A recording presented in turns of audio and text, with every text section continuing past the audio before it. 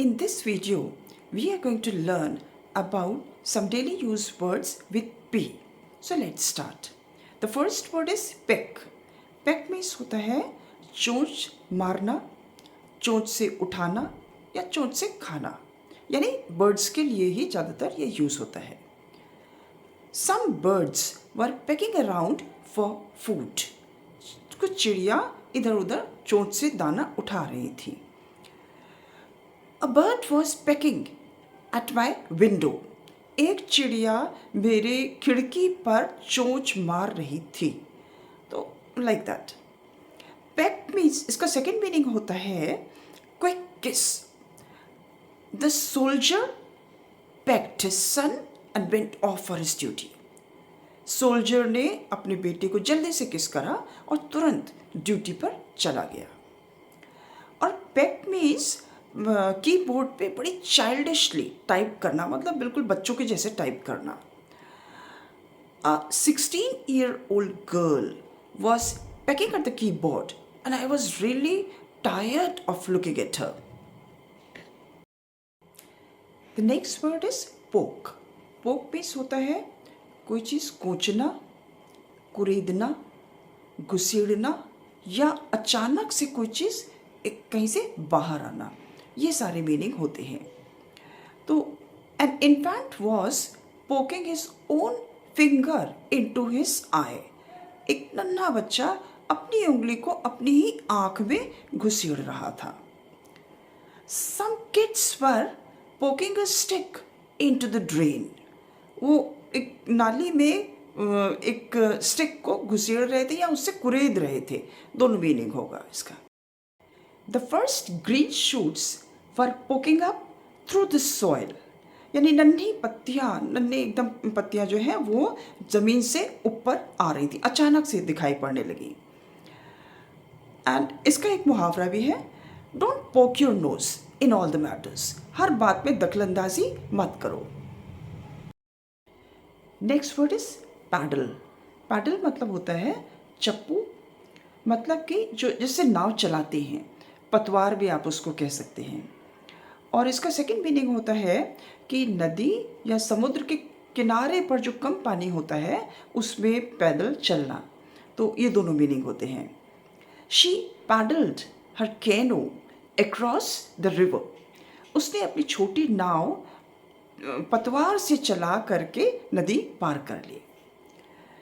We rolled up our trousers and paddled along the seashore. समुद्र के किनारे हम लोग पैदल चल रहे थे. Next word is peep. Peep means होता है झांकना या ताक झांक करना या कोई आवाज. The sun was peeping through the clouds. सूरज बादलों के पीछे से झांक रहा था या उसके बीच में से झांक रहा था.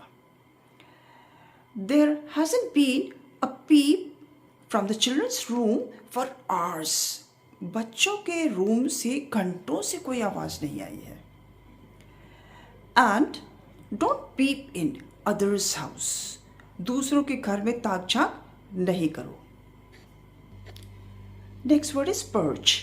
Perch means होता है पक्षियों का बैठना या उनके बैठने का स्थान या किसी पहाड़ी के सर पर ऊंचाई पर स्थित होना.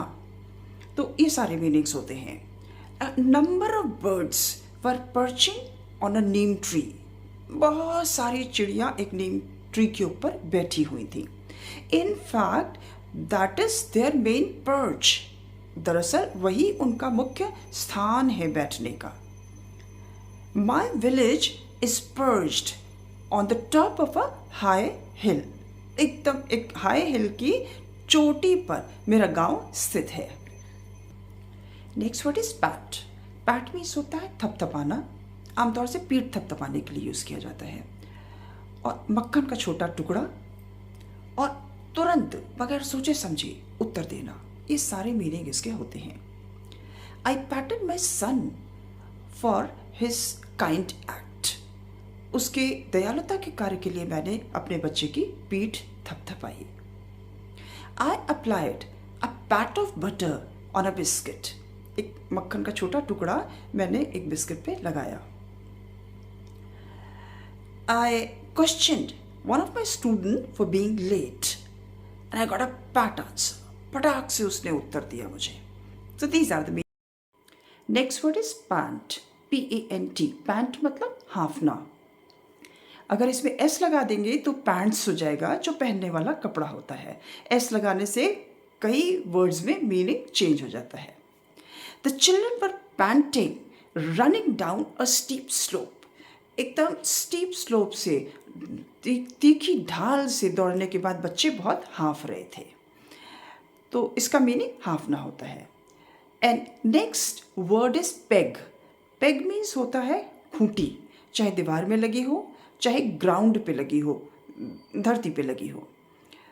Most of the houses have a peg to hang the clothes.